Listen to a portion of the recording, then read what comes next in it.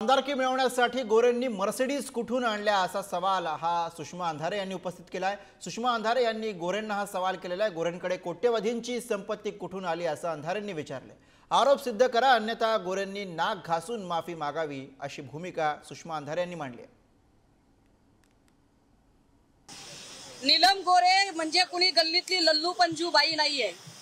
नीलम गोरे पक्षाने ज्यांना 4 वेळाची आमदारकी दिली आणि ज्यांना विधान परिषदेच्या सभापती पदापर्यंत पोहोचवलं अशा एका महिलेकडून आलेलं वक्तव्य आहे। त्यामुळे त्यांचं वक्तव्य इतकं बेसलेस आणि इतकं बेताल असू शकत नाही। त्यांनी त्यांचं म्हणणं सिद्ध करावं लागेल, ते कोर्टात सिद्ध करावं लागेल, अन्यथा नाक घासून माफी मागावी लागेल। हडपसर भागामध्ये पीएमटीने डिस्पेन्सरीची प्रॅक्टिस करण्यासाठी जाय करणाऱ्या नीलम गोरे यांनी पहिली आमदारकी घेण्यासाठी 2 मर्सिडीज कुठून आणल्या ते का सांगावं लागेल त्यांनी आम्हाला, की जर त्यांना आम्ही आमदारकी दिली आणि पद देण्यासाठी जर मर्सिडीज असतील तर नीलम गोरेंनी सुद्धा मर्सिडीज दिल्या असतील कदाचित। मग नीलम गोरेंनी मर्सिडीज कुठून आणल्या? कारण त्या तर पीएमटीने ये जा करायच्या। नीलम गोरेंचा असा कोणता व्यवसाय आहे की ज्यामुळे त्यांची 2-250 कोटीची प्रॉपर्टी वाढली?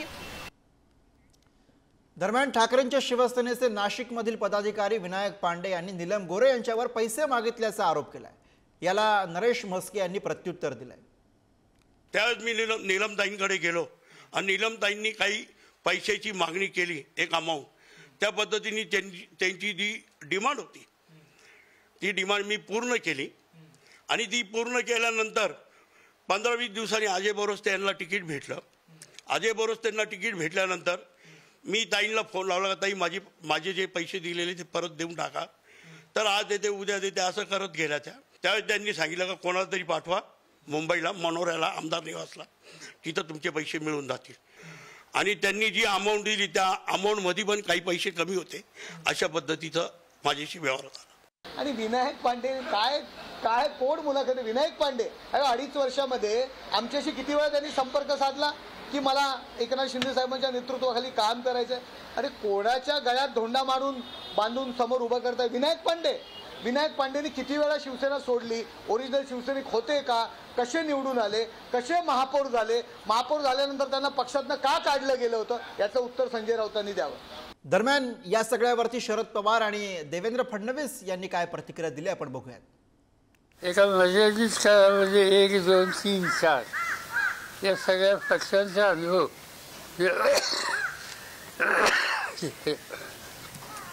त्यांनी घेतलेला दिसतो।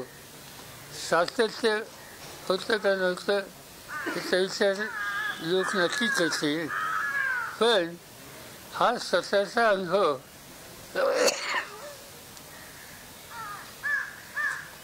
लक्षात घेता त्यांनी असं भाष्य केलं नसतं ते योग्य झालं।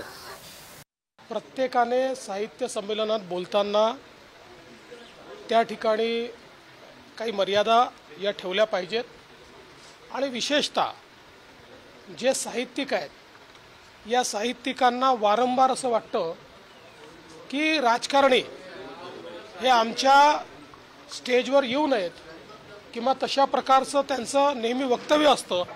मग त्यांनी देखील पार्टी लाईनवरचे जे कमेंट्स आहेत हे कमेंट्स करणं हे योग्य नाही आहे। त्यांनीही मर्यादा पाळायला पाहिजे।